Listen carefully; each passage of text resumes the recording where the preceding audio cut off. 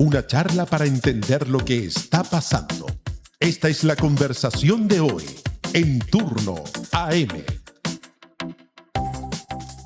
Tenemos a el profesor, director de la carrera de Literatura Creativa de la Universidad Diego Portales, el señor Álvaro Bizama, que hace semanas lo estábamos esperando. Oye, El país te extrañaba. Buenos días, Nicolás, buenos días.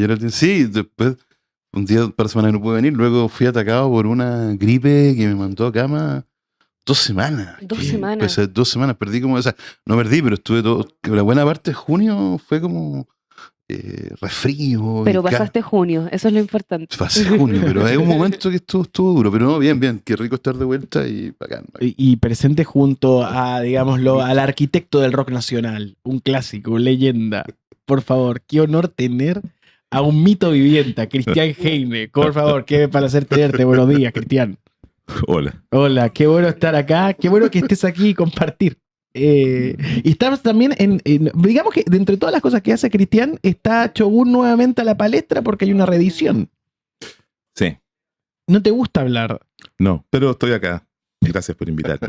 No, gracias por venir en ese caso. Sí. Gracias. Y les quiero plantear lo siguiente. Acaba de haber una noticia de último minuto que dice que el año que viene dejan de editar la Sony videojuegos en formato físico para su consola PlayStation, lo cual siempre termina en, si uno hace una línea de tiempo, en el final de un soporte. Se terminan los CD finalmente. ¿Se termina lo físico o la gente está recuperando lo físico? ¿Cuál es su lectura? Porque estamos viendo que por lo menos en el mundo digital, a propósito de que se va a estrenar un blockbuster que se llama GTA 6 y que va a instalar, por supuesto, todos los debates sobre cultura pop, al terminarse una era de los videojuegos físicos, se termina algo de coleccionismo. Y ustedes que estudian la cultura y los objetos, en especial tu obra, hay momentos donde hay una predilección por los objetos, hay algo ahí. ¿Se terminan los objetos? Gracias por la invitación, que gusto estar acá con Cristian al lado, así que no nos veíamos, así que muy bien. Y bueno, yo tengo una opinión que no es mía, y es una cita de un dibujante de historieta norteamericano, se llama Art Spiegelman, el autor de Mouse, que trabajó un rato en New Yorker, y me gusta, lo mismo que en Spiegelman, pero me gusta mucho lo que dice, una vez que un soporte, un formato queda obsoleto, se convierte en arte. Me parece que tiene un sentido, pensando, no sé, yo pienso en la poesía, pienso en la novela, pienso en la literatura, una vez que muchas de esas cosas como que terminan su uso masivo, su social, se vuelven objetos mucho más libres, mucho más dispersos, mucho más funcionales. No sé, tengo esa lectura y siempre he estado un poco de acuerdo con Spiegelman. Cristian, ¿estás de acuerdo o en desacuerdo? Yo creo que todo va a ser digital, sí o sí. Eso creo yo. Yo creo que ya es todo digital, el banco es digital, la música la escuchamos en digital, esa es la verdad. O sea, la gente que compra vinilo es poquita, man. La gente que compra CD son coleccionistas, es por afán coleccionista, no es por escuchar música, man. Pero hoy en día, por ejemplo, existe una fábrica de vinilos en Chile. ¿Tú has estado ahí presente? Sí, estuve la semana pasada, me encantó verlos, la verdad. ¿Cómo fue esa experiencia? O sea, he estado creo que dos o tres veces. ¿Y qué viste? Y ahora que fui, me sorprendió, bueno, me sorprendió el nivel de profesionalismo. Ahí le mandé una foto al dueño y dije, oye, bueno, está increíble este proyecto, digamos, como que ha ido, no sé, consolidándose, y siento que conectando con algún tipo de orgullo que sentí en la gente que estaba trabajando ahí. Me gustó verlo, la verdad, me sentí un poquito tocado. En la fábrica de vinilos. Selknam se llama. ¿Dónde queda? La Reina ¿cómo se llama? En Ciudad, es como este polo industrial. Ya. ¿Cuánto lleva? Yo no tenía. No. Puta, deben llevar unos 6 años, 7 años, pero se puso fuerte hace poco. O hace, no sé. Y estaban reeditando y está ahí trabajando en una reedición de vinilo. ¿Qué está ahí? Estaba ahí porque estaba viendo esquemas juveniles, una remasterización, y llegué con unas notas. Conversamos con la Javiera y iban a hacer un remaster que no ha mandado, por cierto. Así que sí. Sería bueno escuchar cómo quedó antes de que lo pasen al vinilo. ¿Y por qué cuando se edita en vinilo suena de una manera pero puede ser remasterizada? Explícame un poco eso, porque la gente que no comprende. No, en este caso es porque el máster de ese disco en particular siempre pudo haber quedado un poco mejor.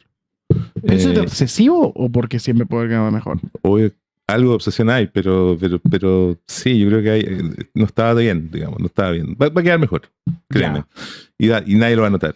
Pero yo sí. Y supongo que la Javiera también. Pero, ¿por cuál es la pregunta? Perdona. No, que el proceso de la diferencia del audio entre una versión y otra. ¿Cómo? O sea, el vinilo no tiene, hay unos agudos que no da y unos bajos que no reproduce. Ya, Entonces no, jamás va a sonar igual que algo digital. Pues, bueno. qué increíble eso. Sí. Y en ese camino te parece entonces que solamente está quedando el vinilo para un arte de coleccionista. O sea, yo no creo que la gente... Yo tengo vinilos que no escucho, por ejemplo. No tengo tornamesa. Pero los compráis. La que tenía salió los una... compráis ex- como para ex. tenerlo. ¿Hace cuánto que no compráis vinilo? No O sea, compro vinilo. no compré vinilo. Me regalan. Te regalan. Y los acumulo, pero no los escucho. Oh. Pero ¿qué dónde? O sea, si alguien me quiere regalar un... Yo tengo una máquina de vinilo que la compré una Yamaha que se conectaba a través de Bluetooth. Fue la primera que salió con Bluetooth y de obsesivo la tengo. Y ha sido una experiencia maravillosa. Tengo un parlante Bose que habla con el vinilo. Ahora me dicen que se pierden niveles de audición. Sí. O sea, es que si te vayas en esa, sí. Todo se pierde. Cada cosa se pierde. Y un cable de $1,000 suena peor que uno de $2, pero bueno, no entré ahí. No, da lo mismo, weón, da lo mismo. Por donde suena la música, funciona, weón. Y hablando de dónde emociona. suena la música, ¿dónde está funcionando la música hoy? ¿Dónde está la gente escuchando música hoy? Porque el otro día Marisol García dijo algo que era muy cierto. A propósito de un libro ¿Acá? nuevo. ¿Vino para acá? No, estuvo en Tele 13 Radio. Y, Ok. y me la encontré también, se lo comenté porque quedé muy alucinado con su declaración, que era que en realidad las plataformas de streaming hacían un eterno sonido que no se interrumpía, una especie de entrega y delivery permanente que combate contra la experiencia de quien escucha de reflexionar sobre el disco. Además, por ejemplo, nosotros acá en streaming, aquí con Geraldine, nosotros no podemos pasar música. Porque si pasamos música, la corporación YouTube va... ¿Tú quieres que yo haga algo eso? No. Me estás diciendo. No, me estás un negocio. increpando. Para que yo hable con alguien. Tú eres el señor negocios.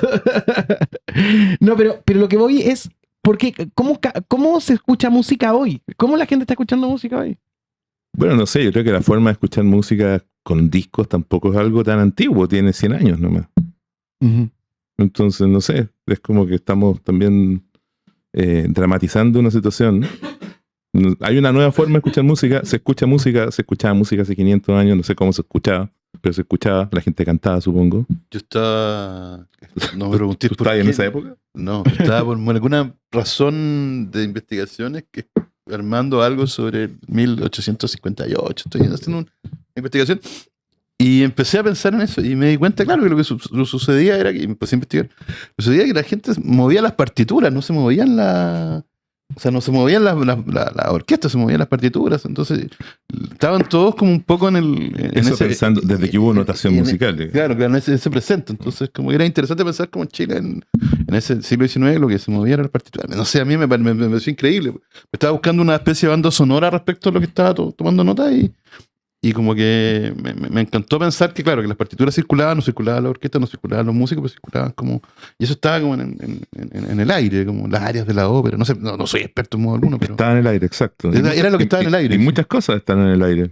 Si tú lo analizas, no sé, todos los cantos del fútbol, o cuando está aquí el estallido y la gente cantaba, todo eso, ¿dónde quedó? En el éter. ¿Cachai? En los muros, O sí. sea, pero es que obvio, pues, bueno, sí, el registro de la música, insisto, es una cosa que tiene 110 años. Y la industria de la música partió por ahí. Entonces, tampoco, insisto, no dramaticemos. Bueno, si cambia, se pone digital, ¿qué va a pasar? La gente va a seguir escuchando. Bueno. O sea, Me gustaría preguntarles si creen que existe una música para la era cast, porque Los Prisioneros interpretaron los 80, los 3 partes de los 90. ¿Ustedes creen que hay algún artista o escena que esté interpretando el Chile de hoy? ¿O es el síntoma que justamente no existe, que nadie está ocupando ese lugar? ¿Y puedo hacer un apunte? Me parece que, por ejemplo, Javier Amena es una banda sonora del bacheletismo. ¿Candelabro? ¿Dónde queda? bueno, Candelabro identifica sin duda gente hoy día, ¿no? Como de una forma muy orgánica, más allá de cualquier marketing que alguien pudiera llegar a hacer en el futuro. Ya es orgánico. Y es lo más orgánico hasta el minuto, ¿no? ¿Siento? Sí. A mí me gusta Cóclea, de todas las cosas como que he escuchado, me gusta Candelabro y todo, pero me parece que captan una especie, no digo, no son masivos como algunos, pero tienen una cuestión como que captan una violencia o una energía que que está como en el aire. Sí. ¿no? Sí, o sea, como que creo que tiene que ver con eso. Y Candelabro también como que la cristaliza súper bien. ¿no? Claro, es más emotivo. Pero como- No es tan violento. Hay harta violencia como en la forma de cantar de las bandas. que sí, sí, es como interesante. ¿Y por qué? Creo que es lo que pasa como... No lo sé. ¿Es una energía? No lo sé. Quizá hay algún referente de afuera también. O sea, pensemos que lo que pasa acá no es aislado. Ujú. Es parte de un signo de tiempo, ¿no? Me parece interesante el tema como de la violencia como una vía de descarga a nivel musical de algo que también está muy dormido en la calle. Como que hay una especie de asumir un escenario. Estábamos hablando hace un rato del tema de las leyes laborales, de las 52 horas y un cambio y todo eso, como que la gente asume, no tiene mucha herramienta tampoco para poder resistir todo esto, pero la música se transforma como una esquina, y una esquina estética. Y eso es la que uno ve, porque cuando uno ve las bandas también ve sus materiales en redes sociales y otras manifestaciones. Sí, mira, yo en general estaba pensando en que cierta banda sonora es el Orfeón de Carabineros. O sea, lo digo cuando hubo el cambio de mando, había una banda de carabineros tocando rock. O sea no trajeron ningún artista, trajeron una banda de carabineros. Y otro día vi que escuché un poco, pero mi corazón se rompió demasiado. En esta misma banda de carabineros tocando con Miguel Tapia. Entonces me provoca, creo que si uno no sé, uno lo lee como señala ahí, uno podría pensar que claro, hay una especie de música del presente también. Bueno, mientras no esté Jorge.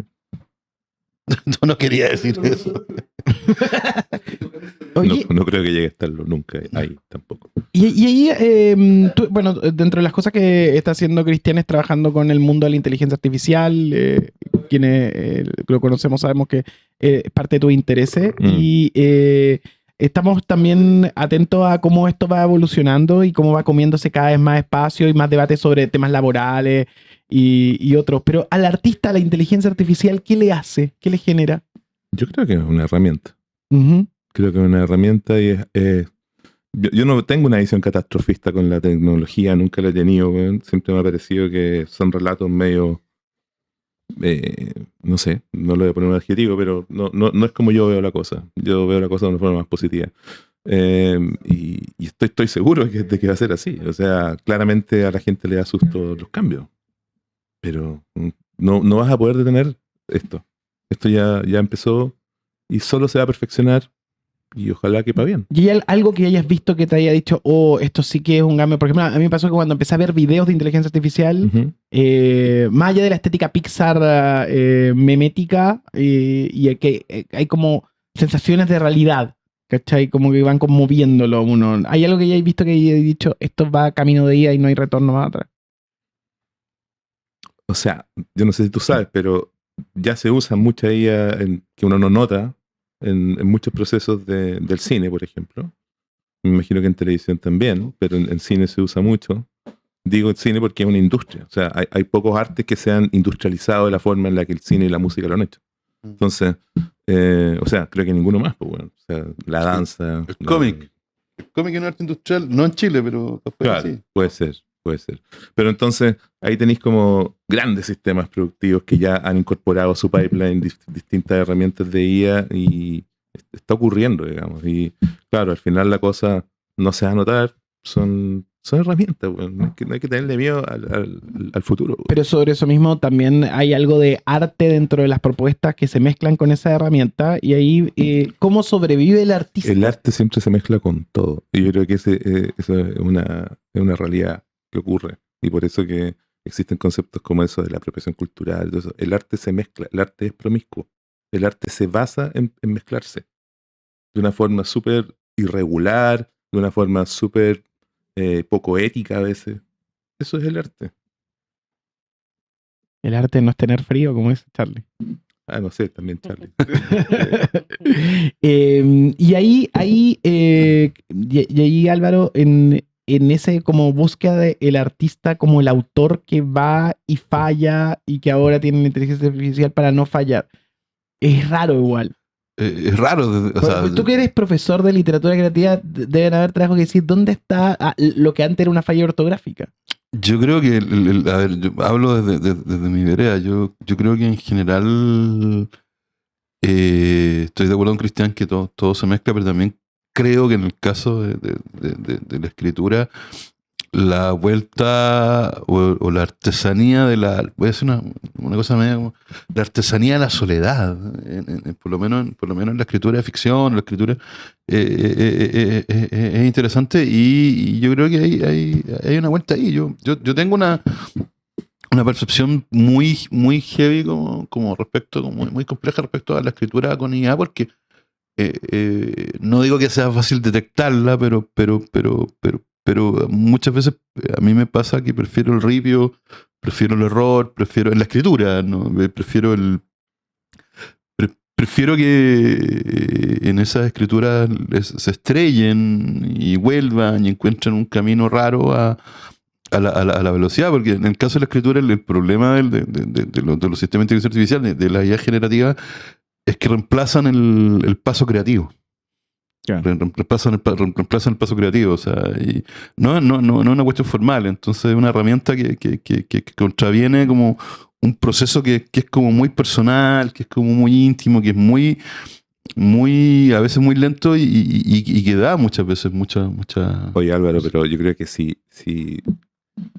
Ok, porque yo digo, ok, la IA se puede usar para ciertos eslabones del pipeline. Pero claro, reemplazar el proceso creativo es que esa persona no tenía nada que hacer creando nomás. Es que yo tengo claro la idea, pero piensa que muchas veces como que en algunas escrituras o en algunos procesos el atajo importa más que el objeto y más que el proceso. Ah, bueno, sí. Entonces la pillería, cuando está el atajo ahí, entonces yo creo que va a salir una nueva generación de pillos. De pillos. Entonces eso es lo que tenéis que enseñar en fondo es el tiempo concreto de escritura, el fracaso. ¿Sabes? Que yo creo que por lo menos la escritura, el fracaso, el chocar con algo, volver, entrar, probar, a mí me parece súper relevante. Y de repente, y la IA te lo. Pero también uno fracasa con la IA. No sé si te has dado cuenta. Por supuesto, pero. Bueno, para llegar a una web decente tenéis que estar mucho rato. Bueno. Pero es que eso que dices tú, lo dices tú y lo digo yo, pero puesto el atajo siempre manda en una prueba, ponte tú, a eso me refiero. Es que hay que renovarse, porque yo creo que también ahí los colegios y la universidad sus métodos de evaluación son es una vuelta nueva que estamos todos ahí aprendiendo también de cero, aprendiendo ya no de cero, pero tomando notas, no sé. Y aprovechando que estamos hablando de procesos creativos, vuelve Pablo Larraín nuevamente con El Golpe. Hay gente que dice que es otra película más. ¿Por qué creen que seguimos regresando a ese lugar? ¿Tu gato es fan de Pablo Larraín? No, mi gato, el que falleció, era fan de Pablo Larraín. No, yo no sé, no, como que no le da muchas vueltas. Ahora yo creo que no le da muchas vueltas, pero voy a decirlo, para mí la cosa es un poco así. En un momento en que los procesos históricos están sometidos a la renovación y a la validación de los gobiernos. Los gobiernos o los estados, los gobiernos cambian la memoria, cambian el relato, ¿se entiende? ¿No? O sea, estamos discutiendo ahora mismo el proceso de indulto a militares o a gente que está en Punta Peuco, etcétera. Y eso, más allá o más acá, es un cambio de relato institucional. Entonces, en el fondo, y no lo voy a decir por la raíz, pero al final termina siendo la ficción o el arte los que retienen cierta forma de la memoria, y eso o sea, yo creo que por ahí, independiente de la reina, yo no, me gustaría ver la película antes de decir alguna barbaridad, que es muy fácil, pero también tengo la lectura de que eso ha pasado antes. Ahora también creo que, y esto es una vuelta que venía pensando hace un rato, ciertos procesos históricos, sociales, se demoran mucho rato en funcionar. Estoy pensando en las mejores novelas, las grandes novelas sobre la matanza de Seguro Obrero, que fue el 38, son de los 60. O sea, y son autores que estuvieron en el 38, ¿cachai? O sea, gente que se muere, estoy pensando en dos, creo que es Guillermo Matías uno y el otro se llama Fernando Alegría, que es un profesor histórico que está creo que en Stanford. Todavía no hay una obra sobre el estallido. Claro, porque también esos procesos van decantando, van cambiando. Entonces al final, cuando aparece esta ficción, aparece el arte, aparecen los procesos que tienen mucho tiempo. Ahora, el golpe es un lugar al que se vuelve. Y es un lugar al que se vuelve una y otra vez. A mí me gusta mucho una cosa que dice Raúl Zurita. Zurita tiene un libro que tiene como 800, 900 páginas de Zurita, sale en la portada, es un proceso. Para mí es un libro de poesía, pero también creo que una de las grandes novelas autobiográficas que yo he leído, a pesar de que está escrito como poesía. Y la tesis del libro es que, la tesis de Zurita, que en ese libro es que el golpe nunca terminó, que todavía sigue siendo 11 de septiembre. El libro está armado en la lógica que ese tiempo es un tiempo como permanente. Entonces a mí me parece que cuando pensamos en la respuesta que le da el arte, la literatura, la poesía, a ciertos procesos, no son automáticos, no son causa-efecto, son procesos donde interviene el tiempo, interviene el trauma, interviene la biografía, intervienen muchas cuestiones. Entonces como que hay una vuelta. Ahora, y con el golpe con el 11 de septiembre pasa lo mismo. A mí me pasa eso. O sea, Pero no contestaste. ¿Qué tiene que ver con la película, La Raíz? que quiero verla. Quiero verla. ¿Y tú? ¿Te gustaría verla? Sí, claro. Sí, claro.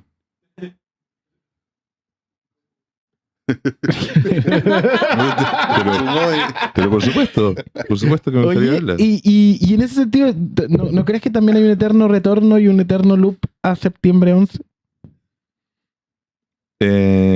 Sí, yo creo que sí, pero también creo que, bueno, tú cachai que a la generación a mi generación, la generación que creció en los 90, con todas esas bandas de esa época, he visto críticas de que no fuimos tan comprometidos con una posición política, digamos. Y siempre la Javiera Parra da una entrevista muy buena, weón. Y la Javiera decía que había habido como o sea, que en ese minuto no había mucha intención de la gente que tenía 20 años de volver sobre el mismo tema. Era más bien como salir por todos lados, a hacer cosas raras y nuevas. Entonces, yo creo que no sé, yo creo que fue un golpe muy fuerte nomás. Ahora miráis para atrás y había más. Fue el mayor de varios que hubo durante varias décadas. Cuando tú ves levantamientos controlados por militares. Está ahí en Wikipedia, pueden verlo. Joven. Y son muy heavy. Oye, te voy a hacer una pregunta que cabe cajón. Estamos junto a Cristian Heine, estamos junto a Álvaro Izama, teniendo una mesa junto a Geraldine González Martínez. Esta es la pregunta de la que me advirtió Fuguet, supongo. Se viene, prepárate. Alberto te dijo, no vayas con Copano. Es que Humberto está mal, perdón, Alberto está mal acostumbrado a ir a donde Humberto Sich, el Franzani, no le hacen preguntas. No. Ese es el problema. Bueno, pero No hables de Alberto. nunca, no, yo quiero mucho a Alberto. Alberto es mi referencia, o sea, sin Alberto yo no existo. Mira. Yo lo admito. Y desde ese punto de vista, te voy a hacer la pregunta bomba. ¿Qué sientes cuando dicen que eres el arquitecto del rock chileno? ¿Te molesta? ¿Del rock?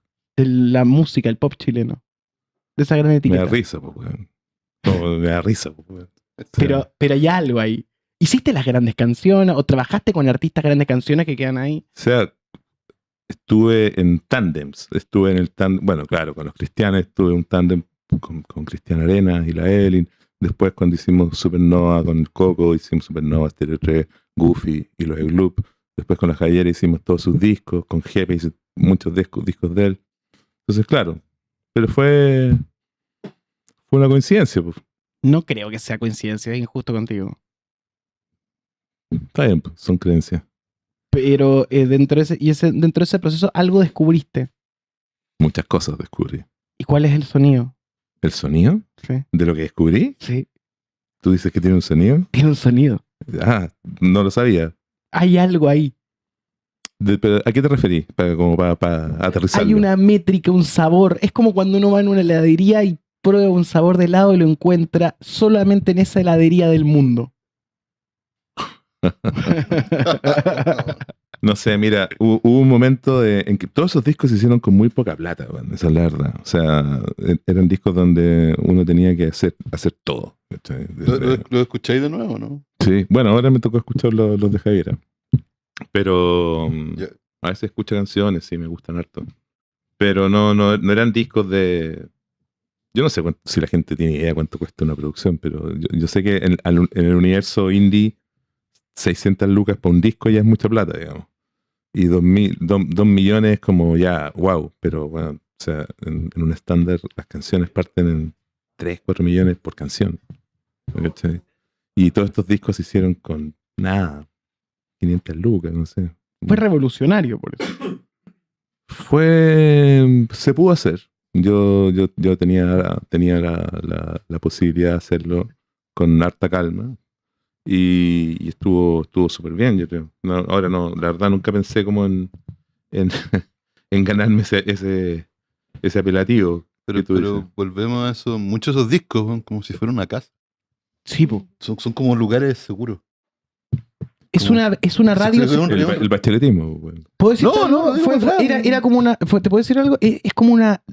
O sea, las canciones que trabajaste con ese grupo de gente son como una radio sin radio. Mira.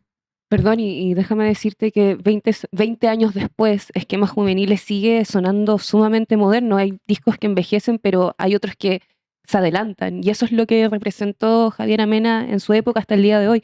¿Tú qué escuchaste en Javiera que el resto todavía no escuchaba en ese momento? Frescura, diferencia de lo que había. Veníamos de una música muy distinta. Y yo tuve la suerte de escuchar unos demos suyos del que me pasó el 2002, creo.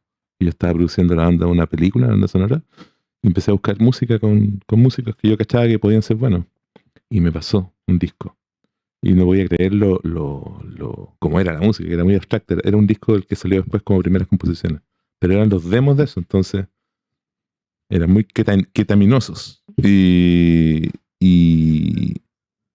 Y claro, era frescura, básicamente frescura, pero también una necesidad, como yo creo, de llegar al pop. ¿Cachai? Que también es una cosa que le escuché a los Candelabros, que querían llegar a llenar un estadio. Eso es muy distinto a no quiero que mi música la escuche nadie, digamos. Y ahí hay un tema porque tú tienes a Shogun como tu proyecto más personal, que ahora está también en circulación a propósito de lo que va a pasar con el disco. Sí. Que se aleja de esos sonidos pop masivos que produjiste para otros artistas. Uh-huh. Tú mismo reconoces que las canciones de Shogun son sobre el amor o la muerte. Uh-huh. Por eso mismo, si Shogun es un espacio tan íntimo que no siente la necesidad de tocar en vivo ni de buscar masividad, uh-huh, ¿qué te hace querer compartir finalmente esas canciones con el público en lugar de guardarlas solo para ti? Fue algo que tuve que resolver para este disco, digamos. Porque para mí, durante un tiempo, sobre todo ese tiempo que estuve súper enfocado produciendo discos, no sentía que fuera necesario publicar, pero en 2020 y tanto empiezo a hacer este disco y sentí que sí tenía que publicarlo, y de hecho me puse al día y publiqué también estas cosas que había hecho en ese periodo en el que no publicaba. Yo creo que se completa cuando publicáis, finalmente, pese a mis creencias. Dejáis de producir. Sí, se termina existiendo, ¿cachai? La verdad es que sí, creo que es un hito que sí. Es que yo harto tiempo pensé que no, que bastaba con ir, hacerlo, dejarlo ahí y escucharlo uno. Te juro. Pero no, pues, parece que hay que publicarlo, creo. Pero tocarlo en vivo ya es otra cosa. Ya es otra... Es otro arte. ¿Lo vas a tocar en vivo? Bueno, yo siempre lo he dicho, para mí tocar en vivo es otro arte, no tiene nada que ver, es como el teatro y el cine. El cine grabar un disco y la weá y la camarita, pero el teatro es otro arte. Tenés que tener ahí. Yo estoy aquí, bueno, yo me pongo con pánico de estar acá, ¿cachai? Y eso que eres periodista, güey. Y eso que soy periodista. Eso es lo más raro tuyo, güey. Hay hartas cosas raras, pero eso es lo Hay más hartas raro. cosas raras, sí. Pero no tantas tampoco. No. Estoy aquí con ustedes tomando un café en la mañana, ¿no? No, Tampoco. y tengo que agradecer que nos veas. Los veo. A veces estoy en mi cocina y los veo, escucho sus cosas, las cosas que dicen. Los escucho más que los veo. Gracias. Oye, estamos en esta charla profundizando junto al gran Álvaro Bizama, a Cristian Heine, Ujú. en esta mañana de turno. Hemos hecho todas las preguntas, la gente está muy conmovida con esta entrevista. Está muy conmovida con verte. ¿La gente está conmovida? Sí, ¿Por qué? ¿Cómo sabes eso? porque veo el chat y como que eres leyenda. Pues los dos son como No, autoridad. yo ya soy- Espérate, cuando no viene la gente dice ¿dónde está el profesor No. Bizama? Desde la mía se haya muerto. Weón. Ese es el punto. Pero eres una autoridad dentro del ambiente. Weón. Eso es terrible también. Porque es una responsabilidad. Puede ser. Yo la verdad siempre he sentido que es al revés, weón. O sea, cuando partí produciendo discos, nadie me pescaba los primeros años. Me fue bien rápido, lo reconozco, porque pasé como de... Bueno, yo partí en el 97, el 98 estaba trabajando ya con Beto Cuevas, ¿cachai? Y el 99 hicimos Supernova. O sea, fue muy meteórico. Pero aún así, yo siempre he sentido que no. Yo siempre estoy más con la gente más rara, weón.